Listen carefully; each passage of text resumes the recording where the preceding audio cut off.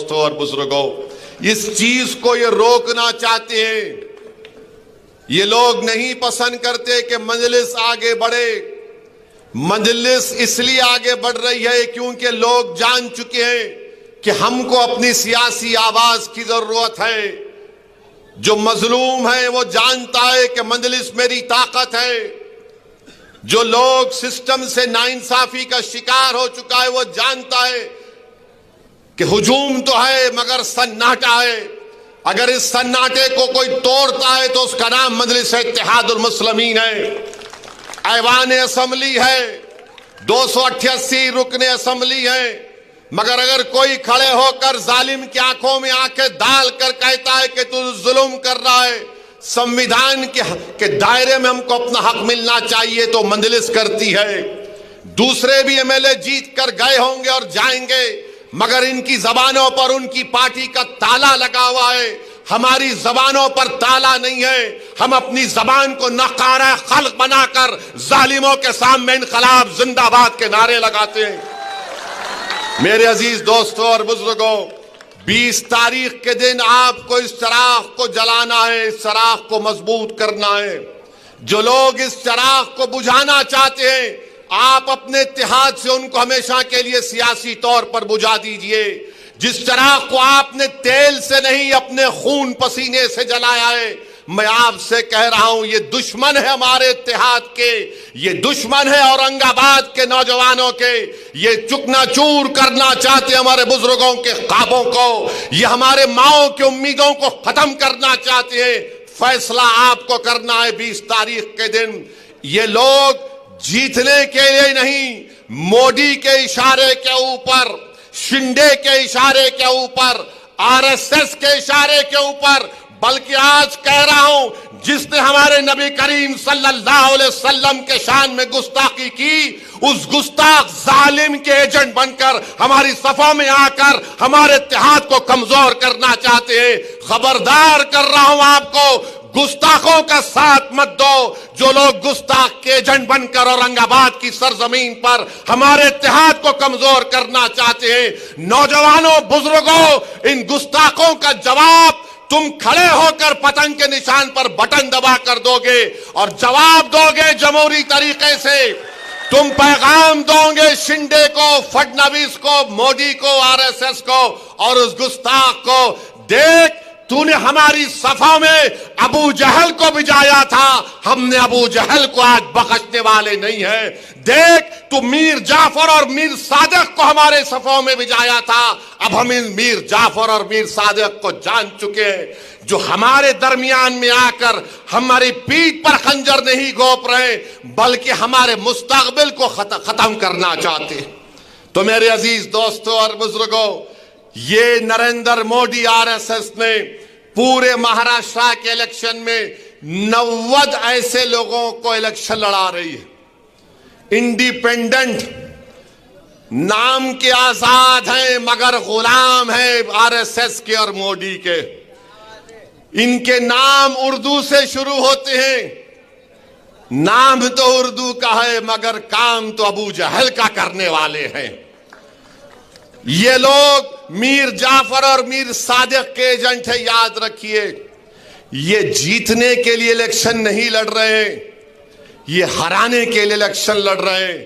اور یاد رکھو، میں بتا رہا ہوں، اگر خدا نہ خواستہ کچھ ہوگا تو یہ زندگی بھر بولیں گے دیکھو ہم نے گرا دیا تھا، مگر مجھے یقین ہے اورنگ آباد کے بزرگوں پر، میری ماں اور بہنوں پر، وہ غداروں کو اس بات کی اجازت نہیں دیں گے کہ ہم ایک زندہ قوم ہیں، ہم زندوں کے سامنے کوئی آ کر یہ نہیں کہہ سکتا کہ ہم تم کو گرائیں گے۔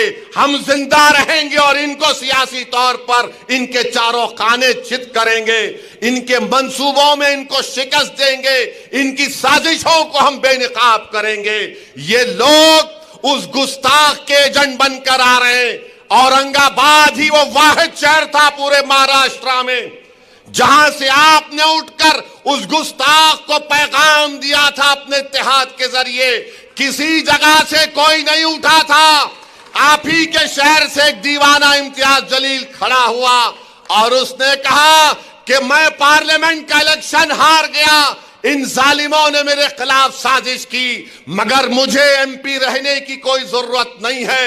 میرے آقا پر، میرے نانا پر اگر کوئی گستاخی کرے گا تو ایسی لاکھ ایم پیوں کو میں قربان کروں گا، مگر میرا ایمان مجھے پکار پکار کر کہہ رہا ہے کہ میں خاموش نہیں بیٹھ سکتا، مجھے آواز حق بلند کرنا ہے۔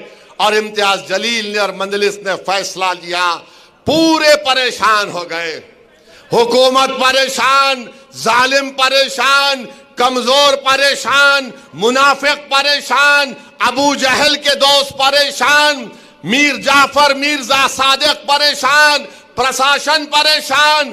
جب آپ نے یہاں سے نعرہ لگایا کہ اورنگ آباد وہ سرزمین ہے جہاں پر ہم ہر ایک کی بھائی چارگی کو مانتے ہیں، کوئی کسی بھگوان کو مانے، کسی خدا کو مانے، ہم اس کا احترام کرتے ہیں، مگر کسی کو بھی اس بات کی اجازت ہم نہیں دیں گے کہ کسی کے بھی مذہب کے سب سے بڑی شخصیت کے خلاف اگر کوئی اناپ شناپ بکے گا تو ہم خاموش بیٹھیں گے۔ اسی لیے آئے ہیں کیونکہ آپ نے 10,000 گاڑیوں کے ساتھ یہاں سے جلوس نکال کر ممبئی گئے تھے، تو یہ وہ گستاخ کو بڑی تکلیف ہوئی۔ یہ تمام کے تمام ابلیس کے ساتھی یہ دیکھ رہے ہیں کہ آپ نے کیا کر دیا، اورنگ آباد سے آپ نے تاریخ بنا دی۔ بلکہ لوگ کہہ رہے تھے کہ مہاراشٹرا میں مسلم الپ سنکھیک سماج احتجاج نہیں کر سکتی، اس لیے کہ احتجاج ہوگا تو دنگا ہوگا، مگر آپ کو لاکھوں سلام، آپ نے بتا دیا احتجاج ہوگا، لاکھوں کی تعداد میں ہوگا، مگر پرامن رہے گا الحمدللہ۔ تو اسی لیے آج یہ سب لوگ یہاں پر آ رہے ہیں، ایک کے بعد ایک سب آ رہے ہیں، کوئی یہاں سے اتر رہا، کوئی وہاں سے اتر رہا، کوئی نیچے سے نکل رہا، کوئی بل سے سانپ نکل رہا، کوئی سوراخ سے چوہا چہرہ دکھا رہا، سب آ رہے ہیں، مگر یہ اورنگ آباد کی سرزمین ہے، یہ تاریخی سرزمین ہے۔ تو اسی لیے کہہ رہا ہوں 20 تاریخ کے دن آپ کو اپنے اتحاد کو مضبوط کرنا پڑے گا، اپنے اتفاق کو مضبوط کرنا پڑے گا۔ یاد رکھو نوجوانوں، یہ لڑائی تمہارے مستقبل کے لیے ہم لڑ رہے ہیں۔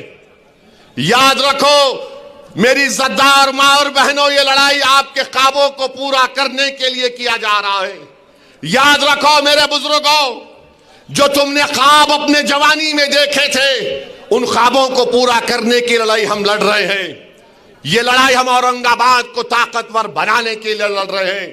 یہ جو 90 امیدوار، یہ جو امیدوار امتیاز کے خلاف کھڑے ہیں، امتیاز جلیل کے خلاف، میں ان سے کہنا چاہ رہا ہوں، تم اورنگ آباد کو ہرا کر رات میں چین کی نیند نہیں سو پاؤ گے۔ یاد رکھو تم جو کام کرنے جا رہے ہو، تم اورنگ آباد کو ہرانے کی کوشش کر رہے ہو، تمہارا ضمیر تم کو اس بات کی اجازت نہیں دے گا کہ تم آرام سے نیند سو سکو گے۔ یہ اورنگ آباد کی جنتا جان چکی ہے کہ تم کس کے کٹ پتلی ہو، تم کس کے اشارے پر آ کر ہمارے اتحاد کو کمزور کرنا چاہتے ہو۔ تو میں آپ سے کہہ رہا ہوں، جو غلطی ہم سے تھوڑی بہت ہو گئی پارلیمنٹ کے الیکشن میں، اب دوبارہ ہم کو غلطی نہیں کرنا ہے، بلکہ ہم کو پہلے سے زیادہ ہمارا پولنگ پرسنٹیج ہونا چاہیے۔ جس کا نام ووٹر لسٹ میں ہے، صبح 7 بجے پولنگ بوتھ کو چلے جانا اور شام میں 5 بجے تک اپنے کے کوٹ کو استعمال کریے، اپنے گھر میں جتنے ووٹ ہیں ان کو استعمال کریے۔ نوجوانوں، ایک دن کے لیے سب چیز چھوڑ دو، اپنی موٹر سائیکل پر لے کر جاؤ اپنے ماں باپ کو، اپنے بزرگوں کو، اپنے دوستوں کو ترغیب دو کہ چلو بھائی، آج امتحان اور تاریخ کا دن ہے، تم اگر تاریخ رقم کر دو گے تو یاد رکھو میری اس بات کو، میں زندہ نہیں رہوں گا، مگر 50 سال کے بعد ایک بچہ اٹھ کر تاریخ لکھے گا اور کہے گا کہ گنجے شہیداں میں ایک دیوانہ کھڑے ہو کر ہم سے مخاطب ہو کر کہا تھا کہ اگر تم 20 نومبر کے دن اتحاد اور اتفاق کے ذریعے امتیاز اور ناصر صدیقی کو کامیاب کرو گے تو 50 سال کے بعد لوگ یاد رکھیں گے تمہاری اتحاد کو۔ یہاں سے تم کامیاب ہو گئے تو یاد رکھو ہندوستان